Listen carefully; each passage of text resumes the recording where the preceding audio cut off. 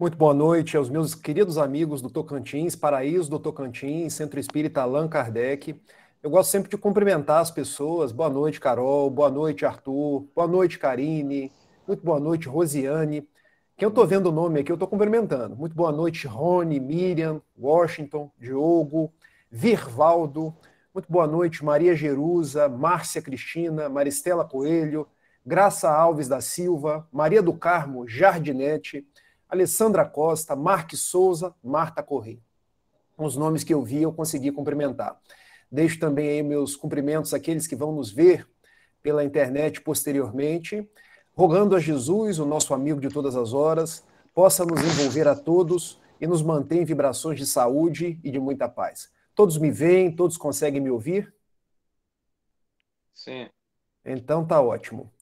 O Arthur me presenteou essa noite com uma bela reflexão de Amélia Rodrigues neste livro aqui, Primícias do Reino, da psicografia de Divaldo Pereira Franco. É uma lição muito grande, que eu convido a cada um de vocês que compre o livro Primícias do Reino, possa ler cada uma das páginas, porque ao lado de Humberto de Campos, eu poderia dizer que Amélia Rodrigues é uma grande poetisa do Evangelho, uma grande repórter do plano espiritual, porque ela recolhe as mais variadas lições e nos traz lições, às vezes, que não se encontram nos evangelhos, em Mateus, em Marcos, em Lucas, em João. Traz comentários adicionais, traz dados biográficos, traz registros históricos. Então, vale a pena ler Dona Amélia Rodrigues. Eu quero fazer, de início, uma pequena síntese para que vocês possam conhecer quem é Amélia Rodrigues. E eu estou tirando isso de um outro livro, Pérolas da Série Evangélica, onde consta logo no início aqui os dados biográficos de Amélia Rodrigues, quais são os livros que ela psicografou por Divaldo Pereira Franco. Essas pérolas aqui são organizadas por Henrique Baldovino e Regina Baldovino. Porque a Amélia Rodrigues, ela nasceu em 26 de maio de 1861. E é curioso, porque 26 de maio é o dia do aniversário do grupo, não é isso? É o dia do meu aniversário também. Nasceu Amélia Augusta do Sacramento Rodrigues, em Oliveira dos Campinhos, no estado da Bahia. Ela desencarnou em 22 de agosto de 1926. Ela teve como pais Félix Rodrigues e Maria Roquelina Rodrigues. Ela foi educada por um padre e primo distante da família. Ela sempre estudou sob orientação de representantes da igreja. Ela aprendeu latim, francês e alemão. Ela leu basicamente as obras clássicas da época. Foi uma jovem e também uma mulher que praticamente lia vorazmente todas as obras que chegavam à sua mão. Era uma intelectual, alguém ligada à educação. Ela recebeu iniciação às ciências e à matemática, tornando-se professora, mas também dedicou-se intensamente à literatura e ao jornalismo. Ou seja, naqueles recuados dias aí do século XIX, início do século XX, nós já tínhamos uma literata, uma grande jornalista e também uma professora, porque gostava de lidar com gente, com o ser humano, e contribuiu muito aí na época ainda do Brasil Império, já início aí do Brasil República. E foi desencarnada que ela teve contato com Joana de Ângeles, que é o espírito protetor da mediunidade de Divaldo Pereira Franco, que a convidou para fazer parte de uma pleiade de espíritos que conduziriam os trabalhos da Mansão do Caminho, da mediunidade do Divaldo Pereira Franco, e ela ficou encarregada de trazer obras de cunho evangélico. Divaldo conta que no início da sua oratória, ele falava muitas vezes sobre os temas evangélicos, praticamente mediunizado por Dona Amélia Rodrigues. E da psicografia de Divaldo Pereira Franco, nós temos 10 livros. Quaisquer um que vocês queiram comprar e ler, são livros fantásticos.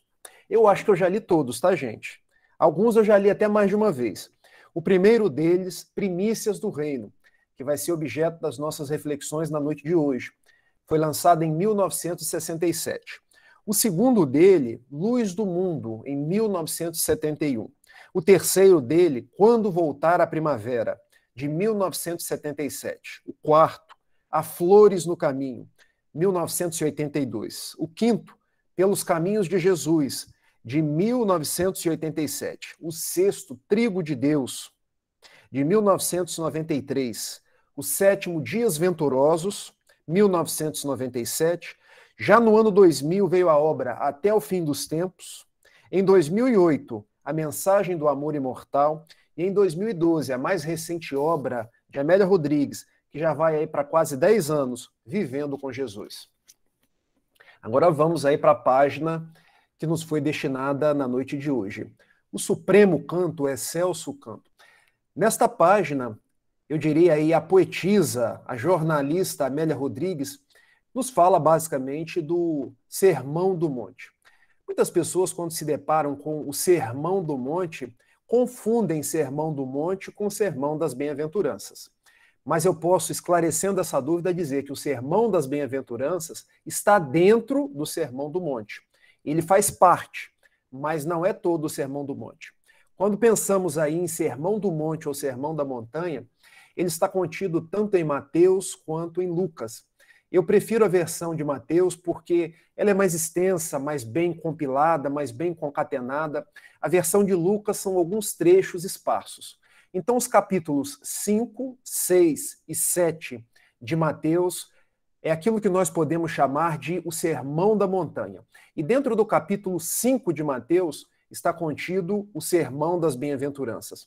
E esse o Excelso Canto, Amélia Rodrigues nos traz de uma forma bem poética como foram os fatos antecedentes, quando Jesus subiu aquele monte, falando do sermão propriamente dito, e como seria aí o posteriori.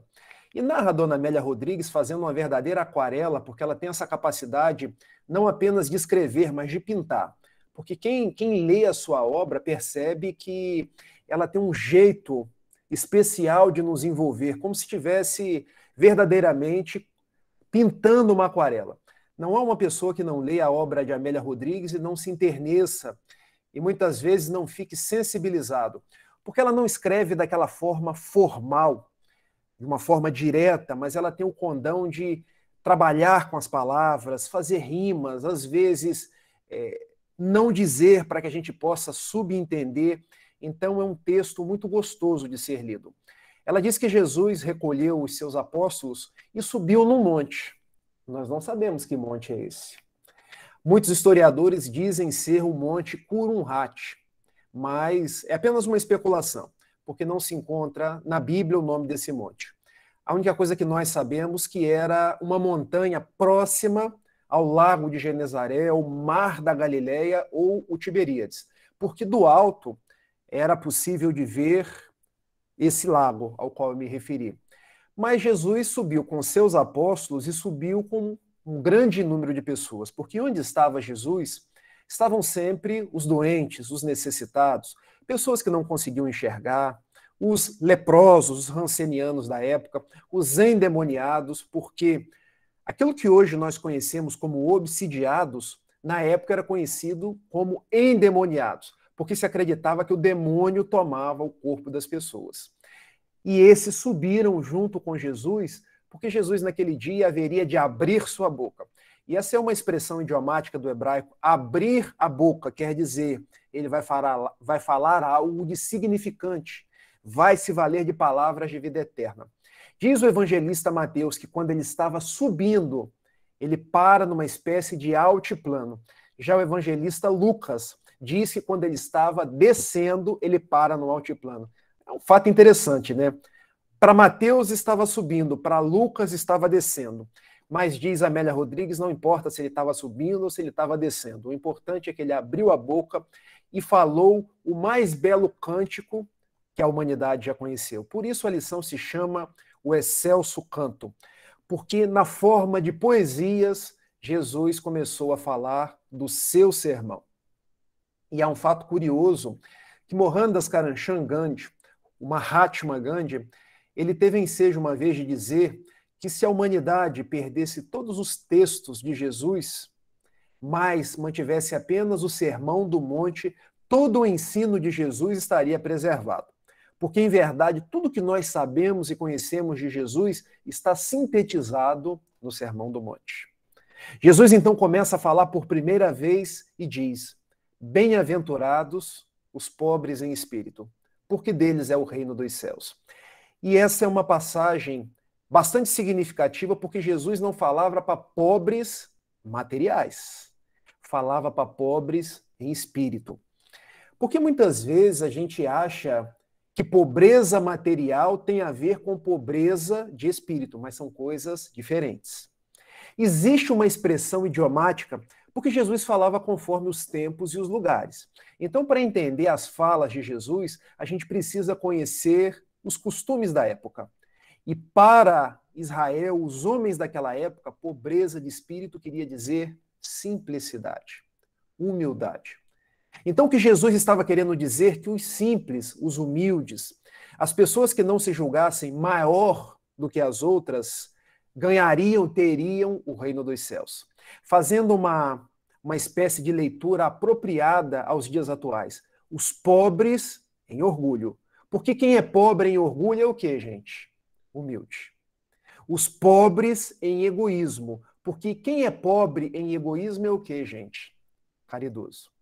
Então observem a pedagogia de Jesus na fala de Amélia Rodrigues. Aquele dia, ele não curaria especificamente, porque não há registros de que ele tivesse devolvido a vista, a visão, tivesse devolvido a rigidez epidérmica, mas ele falou para combater as causas dos problemas, porque ele ensinou como não ficar doente.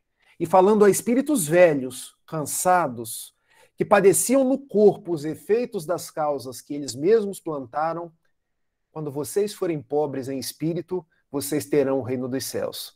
Não terão mais essas moléstias, porque a moléstia é resultado daquilo que nós plantamos. Então essa foi a primeira das bem-aventuranças. E Jesus, abrindo sua boca mais uma vez, ele diz: bem-aventurados os que choram, porque serão consolados. Imagine. Será que Jesus estava fazendo uma apologia à dor? Não. Jesus estava dizendo que a dor é uma escola. Olha como nós hoje olhamos a dor. Alguém gosta de dor, gente? Ninguém gosta.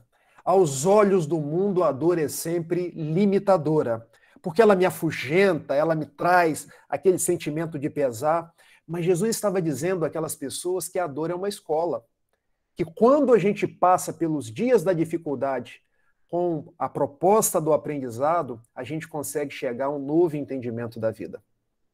E diz Dona Amélia Rodrigues que a dor é a presença de Deus na criatura humana. Olha como ela escreve bonito. A dor é a presença de Deus na criatura humana. Porque se existe dor, existe imperfeição. A dor está limpando a imperfeição. É como se Deus propiciasse a pessoa através da dor que ela o reencontrasse novamente. Há uma bela citação no capítulo 9 do Evangelho segundo o Espiritismo, bem-aventurados os brandos e pacíficos, que um espírito amigo nos diz assim: a dor é uma bênção que Deus enviou aos seus eleitos. Quando nós sofremos, não é para ficar lamentando, reclamando, tripudiando da vida, mas é para entender que eu estou, através da dor, me purificando. Por isso que Jesus disse que bem-aventurados eram os aflitos. Mas ele continua dizendo que bem-aventurados eram os mansos, porque herdariam a terra. E eu pergunto para vocês, o que é ser manso nos dias atuais? E a segunda pergunta, será que nós somos mansos? Eu posso responder por mim. Porque usualmente, o Rogério está nos ajudando aí. A Amélia Rodrigues diz que a lágrima é a presença divina. Obrigado, Rogério, é isso mesmo. Será que nós somos mansos? Eu posso responder por mim. Olha, não pisa no meu pé não, porque eu dou um boi para não entrar numa briga e dou uma boiada para não sair. Usualmente é assim que a gente fala, não é? Mas Jesus queria nos dizer que nós deveríamos dar bois, dar boiadas, mas evitar a violência. Procurar a mansuetude do espírito. Porque quando a gente devolve com violência o violento, a gente entra no mesmo nível. Quando a gente quer resolver as coisas nas vias de fato, além da gente não resolver, a gente pode sair machucado. Agora, a gente precisa fazer uma distinção.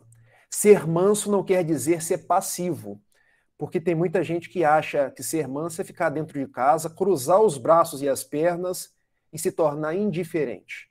Não é isso.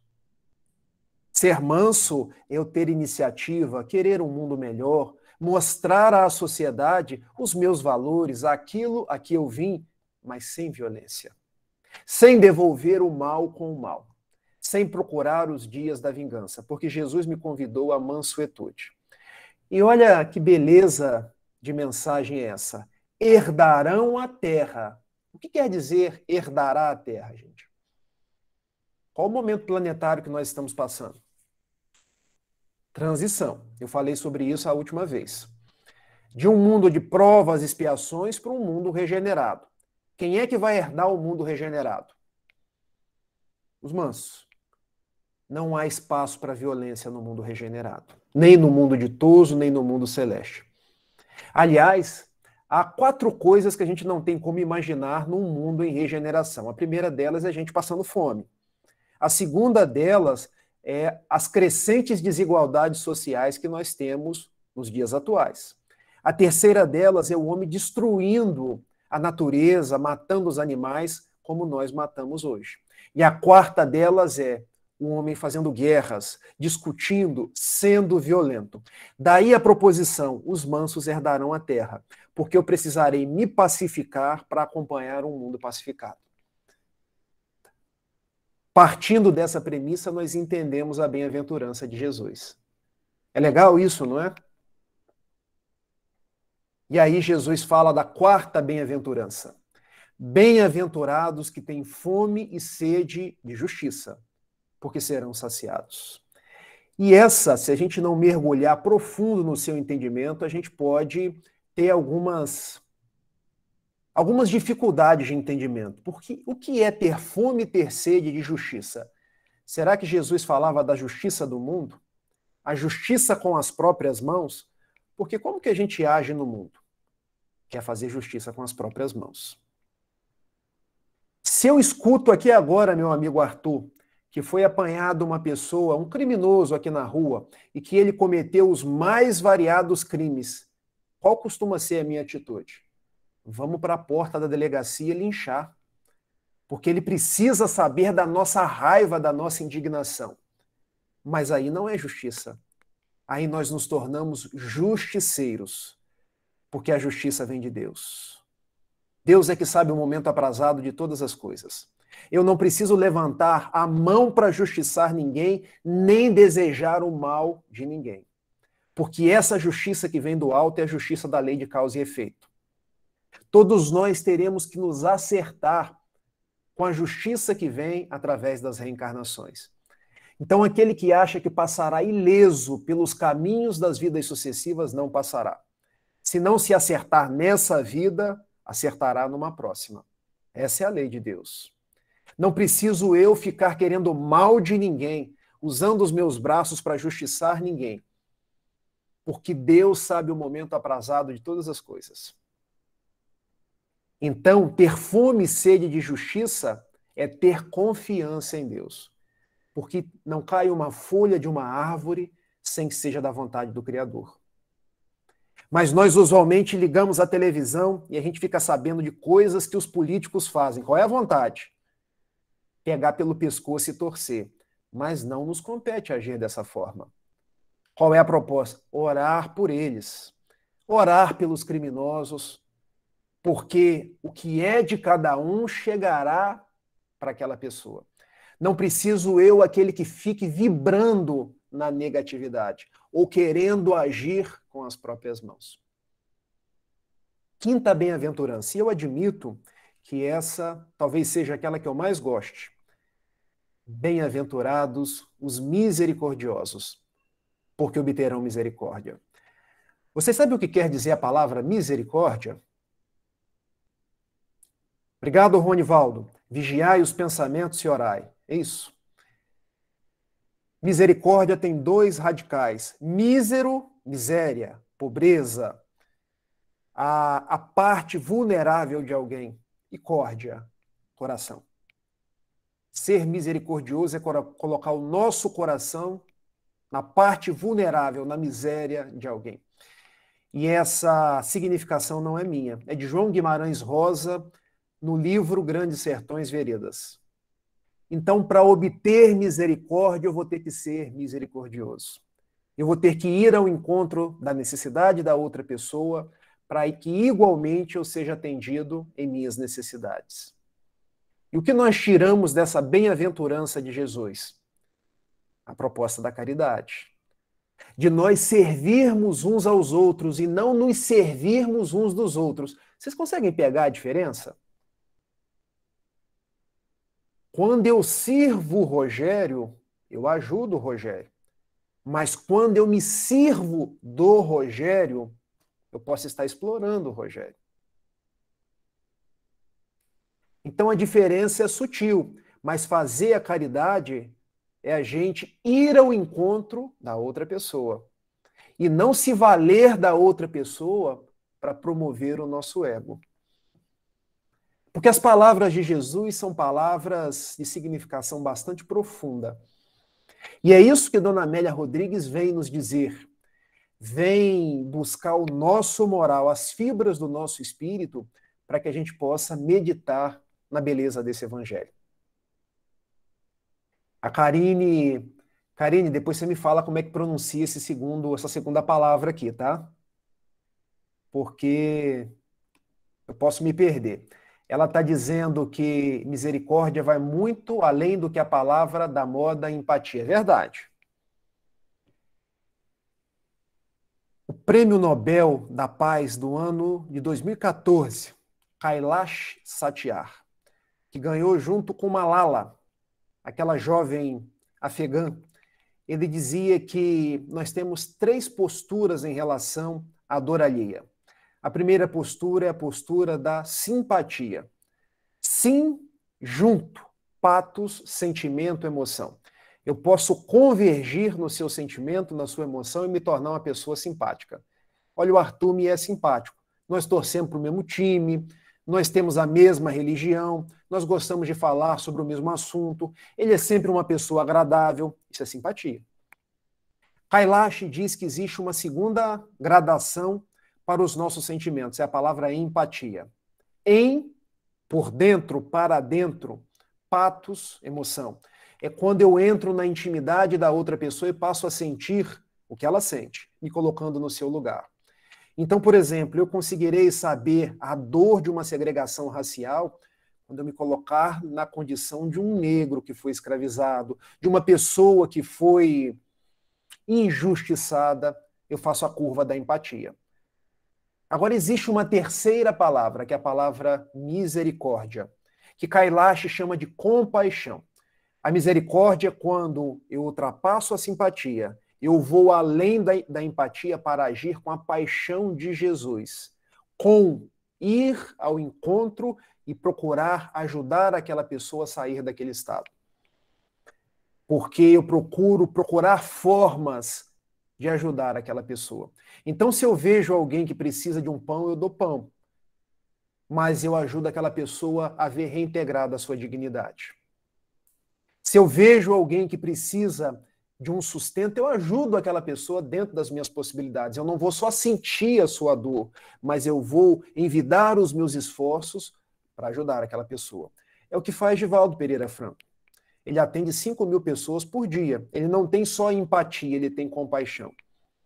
Porque ele alimenta crianças, educa crianças e ainda ajuda os pais. Isso é compaixão. Isso é misericórdia. Obrigado pela sua participação, Rony. Ele ainda coloca mais, ter a consciência de que a felicidade do próximo é a nossa também. Isto é evolução espiritual. Isto é energia cósmica universal positiva. Exatamente, Rony. Sexta bem-aventurança de Jesus. Bem-aventurados que têm puro o coração, porque verão a Deus. Olha a metáfora que Jesus nos traz e que a Amélia Rodrigues ela explora. Ver Deus. Será que nós conseguimos ver Deus? Ou ver a Deus? Quando a gente abre a questão número 1 do Livro dos Espíritos, que é Deus, não é quem é Deus, nem o que é Deus. Porque Deus não é uma coisa, nem Deus é uma pessoa.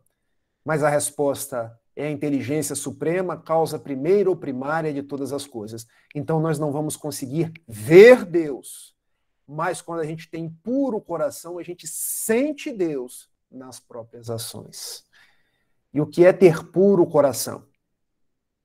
Jesus, quando falou de pureza de coração, ele lembrava das crianças. Deixai vir a mim os pequeninos, porque deles é o reino dos céus. É a pureza de propósitos. É você não fazer uma coisa pensando no que vai ganhar em troca. Essa é a linguagem dos dias atuais, né? Eu costumo ouvir pessoas dizendo assim, não existe almoço de graça. Mas será que quando alguém está passando fome, eu não posso dar um almoço àquela pessoa? Almoço que não é de graça costuma ser dos conchavos políticos. Não existe nada que eu não faça sem segunda intenção, sem terceira intenção. Eu estou sempre procurando saber o que eu vou ganhar quando eu faço aquela coisa. Ter puro coração é ter a iniciativa de agir no bem sem perguntar até quando, sem saber o que aquilo vai me render. E muitas vezes eu me paro pensando na nossa postura espírita. Já viram que muitas vezes nós contabilizamos os bônus horas que as nossas atitudes vão nos render? É porque a gente ainda se habitua com o mecanismo das trocas. Bom, deixa eu ser bom aqui hoje, porque se eu for bom eu vou para o nosso lar. Mas a gente está repetindo os mesmos padrões de quando a gente era da Igreja Católica ou da Igreja Protestante. Se eu agir no bem, eu vou ganhar o céu. Gente, a ação no bem é algo que nos traz paz, que nos traz alegria. É bem certo que se já estamos agindo no bem, é uma iniciativa. Mas dia chegará que a gente não procurará saber o que nós vamos ganhar em troca. A gente vai agir por agir, tal qual uma mãe, quando acorda de noite, 3 horas da madrugada, porque o filho está chorando. Aí eu vou lá dar a mamadeira a ela. O que a mãe está querendo ganhar em troca? Nada. É o amor de mãe. Por isso que Chico Xavier dizia que a maternidade é um segredinho entre a mãe e Deus. Porque representava esse amor puro, o amor de não esperar nada em troca. Pureza de coração é isso. É agir como uma mãe que vai ao encontro do seu filho 3 horas da manhã, e a criança está berrando, e a criança está fazendo todas. Só que aí a gente vai passar a nos dar conta que nossos filhos não são apenas os filhos da carne, mas são os filhos da sociedade como um todo, porque nós somos a grande família universal. A 7ª bem-aventurança, bem-aventurados os pacificadores, porque serão chamados filhos de Deus. Mais uma vez, interessante, filhos de Deus, mas se Deus não é um homem, como será chamado filho de Deus? É porque é uma metáfora. Filho de Deus quer dizer filho da luz, alguém que está imbuído dos propósitos do Evangelho. Mas para isso eu vou ter que pacificar. E para pacificar por fora, eu tenho que primeiro me pacificar por dentro. Porque o reino dos céus não vem com aparências exteriores, ele está dentro de nós. Se vocês quiserem olhar no dicionário, já existe até um verbo, paziar. Porque nós estamos no mundo para paziar, para pensar no bem, para agir no bem. Nós temos um desafio para o ano que vem, hein? O desafio de paziar num ano de eleição. O desafio de não desagregar a família porque um vota de um lado, outro vota do outro. O nosso desafio é conseguir conviver com as pessoas, mesmo que elas sejam diferentes de nós. Eu não sou melhor porque um é branco, o outro é negro, ou porque eu sou espírita, porque eu vejo espíritas dizendo que no futuro todo mundo vai ser espírita. Onde que está escrito isso? Ah, mas isso foi Leon Denis que disse. Não, Leon Denis não disse isso. Na obra Síntese Doutrinária e Prática do Espiritismo, Leon Denis nos coloca que o Espiritismo não será a religião do futuro. Não será. Mas representará o futuro das religiões. O que quer dizer representará o futuro das religiões? É que no futuro as religiões despertarão para a necessidade de amar, de praticar o bem, despertarão para a proposta da imortalidade da alma, da reencarnação. Mas não quer dizer que todo mundo vai virar espírita. Não quer dizer que quando a gente chegar no plano espiritual, só tem espírito espírita. Então vamos pasear. Vamos respeitar as pessoas. Vamos fazer pontes que nos liguem uns aos outros, ao invés de construir muros. Essa é a proposta do Sermão do Monte, que é tão bem cantada por Dona Amélia Rodrigues.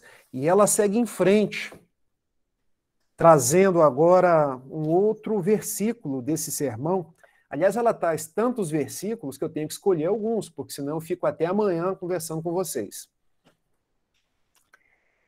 Não entesoureis para vós tesouros sobre a terra, onde a traça e a corrosão consomem, e onde os ladrões arrombam e roubam.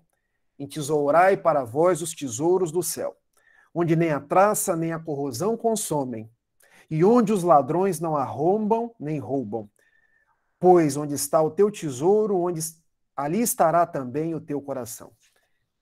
A pergunta que eu me faço todos os dias quando eu amanheço: onde está o meu tesouro?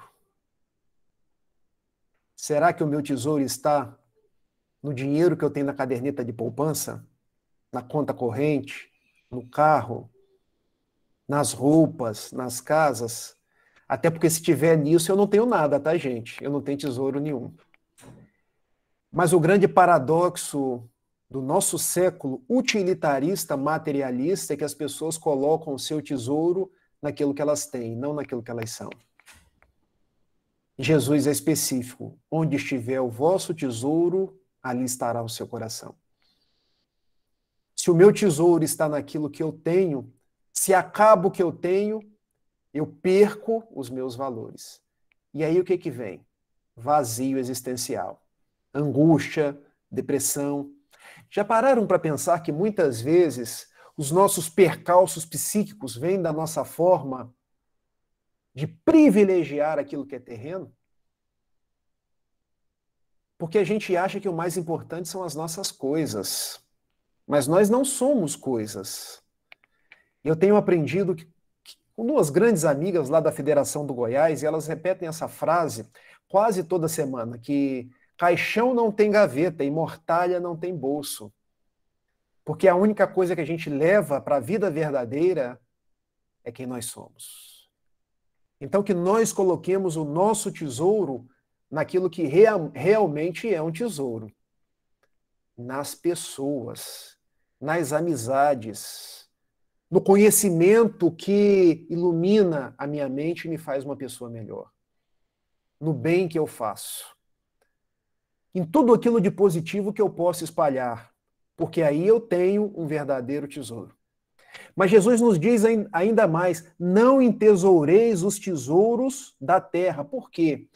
Porque estes, a traça corrói, os ladrões roubam e o coronavírus adoece. Eu acho que se Jesus fizesse esse sermão hoje, ele falaria no coronavírus. Mas o coronavírus não adoece o espírito, ele adoece um corpo, porque o espírito é imortal. Talvez o grande chamado da pandemia, que graças a Deus está acabando, seja o chamado da imortalidade. Nós somos imortais. Nós passamos experiências materiais, mas nós não somos daqui. Esse é o aspecto mais positivo dessa pandemia. É bem certo que resta a dor daqueles que partiram, resta a dificuldade daqueles que estão desempregados, mas quando a gente se dá conta de que o meu tesouro é o meu espírito, e tudo aquilo que eu posso adornar o meu espírito, eu chego à conclusão de que eu posso viver no mundo sem me atormentar tanto. Bom, existe um outro trecho que é explorado por Amélia Rodrigues, que é o seguinte: não vos inquieteis por vossa vida, com o que comereis, nem por vosso corpo, com o que vestireis.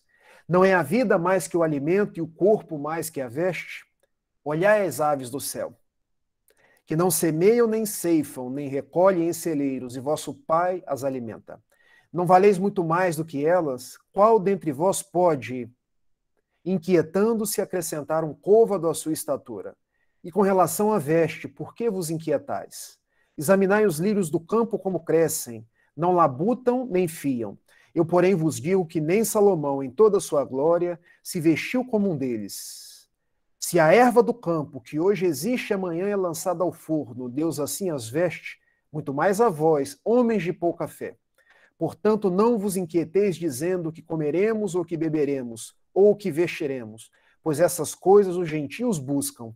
De fato, vosso Pai Celestial sabe que necessitais de todas estas coisas. Buscai primeiramente o reino e sua justiça, e todas essas coisas vos serão acrescentadas. Portanto, não vos inquieteis com o amanhã, pois o amanhã se inquietará consigo mesmo. Basta a cada dia o seu próprio mal. Qual é a lição de Jesus nesta sentença?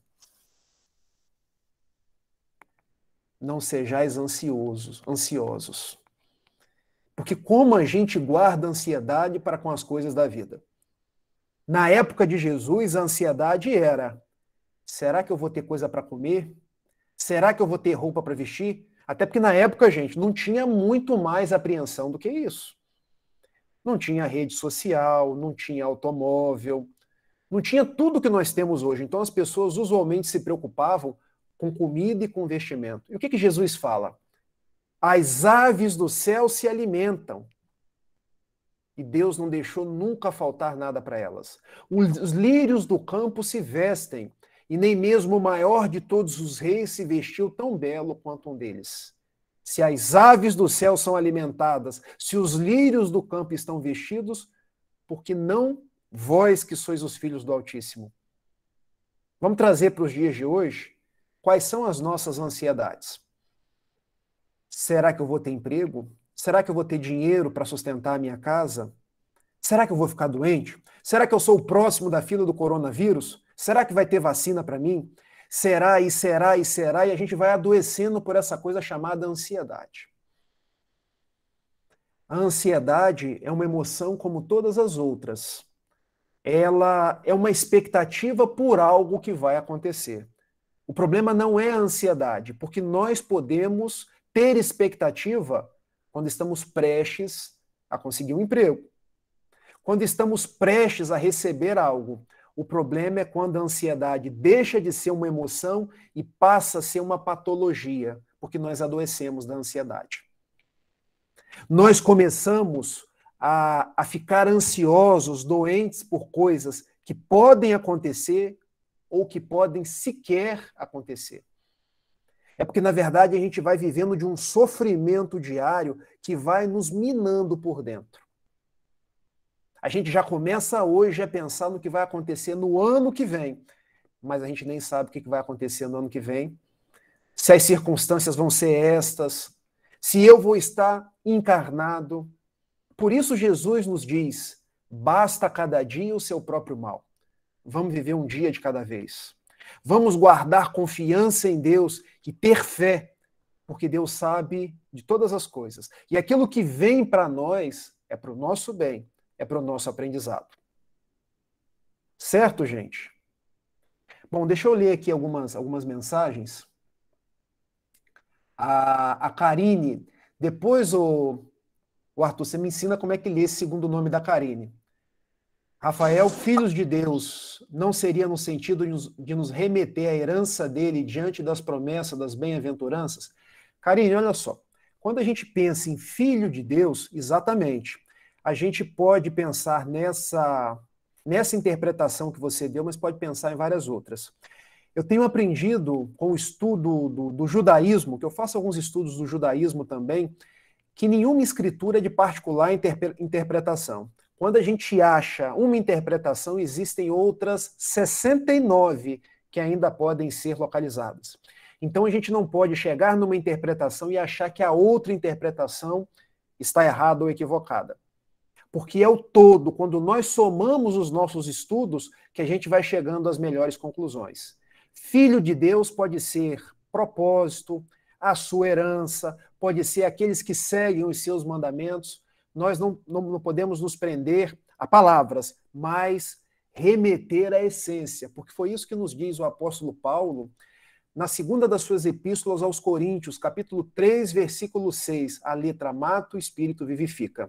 Então, ser filho de Deus é partilhar da proposta de Deus na nossa vida, seja na condição de filho, seja na condição de seguidor, seja na condição daquele que se evangeliza, mas o que você colocou é verdadeiro. O Ronivaldo está colocando aqui, é um estado ilusório. Verdade. Quando a gente pensa aí naquilo que a matéria pode fazer brilhar aos olhos das pessoas, é sempre um estado ilusório. Eu costumo dizer, Rony, que buscar as coisas do mundo, os tesouros do mundo, é tal qual ter sede e procurar dessedentar-se com a água do mar. O que acontece? A gente vai beber, a água é salgada e vai ter cada vez mais sede. A Deni Fernandes está trazendo. Rafael, boa noite. Gostaria de lhe fazer uma pergunta simples. A questão da fé pode ser separada da crença dentro da religião ou as duas são necessárias dentro das premissas de uma doutrina? O próprio Jesus era judeu, descendente do judaísmo, mas não era tão ligado à religião. Ele foi contra a própria doutrina que muitos judeus acreditavam. A Deni é o seguinte, quanto mais a gente se aprofunda no estudo das religiões, nós vamos entendendo que a proposta das religiões é nos religar ao Criador. A palavra religião tem esse aspecto, religar-se a Deus. Então a gente deixa de ficar tão aferrado a crenças, a dogmas, aquilo que representa o corpo doutrinário de uma religião e passa a nos valer da conduta. Porque ter religião é adquirir uma religiosidade, é transformar-me num homem de bem, numa pessoa melhor, numa pessoa que pratica a caridade. Então eu vou entendendo que o judaísmo é bom, o cristianismo é bom, o espiritismo é bom, o protestantismo é bom, desde que me transforme numa pessoa de bem. É isso que a gente extrai lá da questão 842 do Livro dos Espíritos, quando é indagado aos benfeitores da imortalidade. Qual a melhor das religiões, aquela que mais se aproxima de Jesus? E os bons espíritos respondem, aquela que faz mais homens de bem e menos hipócrita. Então, respondendo aí diretamente a sua pergunta, a questão da fé pode ser separada da crença dentro da religião? Pode sim, porque crença tem muito a ver com aquilo que é o corpo dos dogmas, da ortodoxia de uma religião. A gente tem que basear a nossa fé em atitudes, em obras. Lembrando lá da carta de Tiago, capítulo 2, versículo 17. A fé sem obras, ela é morta. O Rogério dos Santos aí está trazendo um contributo. A Torá tem 70 faces. É verdade, isso está lá no Velho Testamento. Quando a gente estuda qualquer texto da Torá, ela tem 70 faces. Se a gente aprendeu ou conseguiu chegar numa face, é porque ainda existem outras 69. Então, eu não sou o dono da verdade. Nós construímos a verdade coletivamente, porque, na sua essência, a verdade está em Deus. O Ronivaldo está dizendo, obrigado pela correção, Rony. A ansiedade é um estado ilusório, é verdade. Vamos seguir aí para uma parte final, porque trazendo Amélia Rodrigues, eu já fui lendo as perguntas, já fui comentando, porque eu sei que no final eu falei com todo mundo. No final aí do Sermão do Monte, Jesus nos diz assim, portanto, todo aquele que ouve estas minhas palavras e as pratica, será comparado ao homem prudente, que edificou sua casa sobre a rocha. Caiu a chuva, vieram as torrentes, sopraram os ventos, precipitaram-se contra aquela casa, mas não desabou, pois fora alicerçada sobre a rocha. E todo aquele que ouve estas minhas palavras e não as pratica, será comparado ao homem tolo, que edificou sua casa sobre a areia. Caiu a chuva, vieram as torrentes, sopraram os ventos e chocaram-se contra aquela casa. Desabou e foi grande a sua queda. Todos aqueles que ouvem as palavras de Jesus, e Amélia Rodrigues ressalta isso, está construindo a casa sobre a rocha, porque vêm as dificuldades do mundo, e são as mais variadas, mas a gente permanece firme. Mas, se a gente não tem esses olhos de ver, esses ouvidos de ouvir, é como se a nossa casa tivesse construída sobre areia. A primeira dificuldade, a gente só sobra, a gente cai. Então, nosso maior compromisso dos dias atuais é amar, tendo como modelo aquele que foi o amor por excelência, Jesus de Nazaré. Abrir os textos do Evangelho, abrir os textos de Amélia Rodrigues, que nos remontam ao Evangelho, é fazer esse exercício de conexão com Cristo e procurar saber o que queres que eu faça, por onde queres que eu ande. Não há como viver, meus amigos, nos dias atuais, sem a presença de Jesus, sem as luzes do teu Evangelho a iluminar as nossas vidas. Eu agradeço a cada um de vocês, agradeço estar mais uma vez aí em Paraíso do Tocantins, com amigos que eu já reputo amigos do coração, e já que falei tanto em Amélia Rodrigues, há uma poesia dela, da psicografia de Divaldo Pereira Franco, que eu quero aí fechar as nossas reflexões e depois a gente fica aí mais 5 minutos, se alguém quiser trazer mais alguma colaboração ou alguma pergunta, quando ela nos diz assim: meu Deus e meu Senhor, enquanto lá fora o desespero caminha e a amargura dizima, eu quero lhe dizer que te ofereço o banquete do amor. Eu gostaria, Senhor, de ser a chuva generosa que caísse por sobre a terra porosa e reverdecesse o chão. Mas como eu não conseguirei, eu então te pedirei para ser um copo de água fria, matando a sede e a agonia de quem anda na escuridão. Eu gostaria, Senhor, de ser uma via láctea de estrelas, para que as noites da terra fossem mais belas. Mas se eu não conseguir, deixa-me ser um pirilampo na noite escura, iluminando a amargura de quem anda na desesperação. Eu gostaria, Senhor, de ser um jardim de flores de todas as cores, para embelezar a terra. Mas na dor que minha alma encerra, se eu não puder ser um jardim, deixa-me ser uma rosa solitária, na fresta da montanha, colocando beleza no painel por sobre a natureza. Eu gostaria, Senhor, de ser um trigal maduro, para repletar de pão a mesa da humanidade. Mas é demasiado para mim, então. Eu lhe peço para ser um único grão, que caindo no chão me multiplique num milhão e me converta em pão para a sociedade. Eu gostaria de ser um pomar de frutos maduros, para atender a estesia da criatura em agonia. Mas eu te venho pedir para ser uma árvore com galhos, projetando sombra na estrada, para que alguém, quando passar de mansinho pelo meu caminho, lhe possa dizer: olá, amigo. E se ele virar-se para trás e me perguntar: quem és tu? Eu lhe possa contestar: sou teu irmão, dai-me tua mão. Sou teu amigo e irei contigo, e lado a lado eu lhe possa dizer: Senhor. Eu gostaria de ser artista, esteta, cantor, trovador, musicista ou orador, para falar da magia e da beleza da sua glória. Mas como nada sou, falta-me o verbo, falta-me mestria. Então eu lhe peço: deixa-me ser apenas o companheiro da criatura deserdada, que segue caminhando pela estrada da alucinação. E dando-lhe a mão de sustento, eu lhe possa dizer: sou teu irmão, e irei contigo. Graças, Senhor, te dou porque nasci. Graças, Senhor, te dou porque creio em ti, pelo teu amor. Muito obrigado, Senhor. Muito obrigado a cada um de vocês. Muito obrigado, Amélia Rodrigues. Deixo aberto aí, se alguém quiser fazer mais alguma pergunta, me colocando à disposição para o futuro. Que assim seja.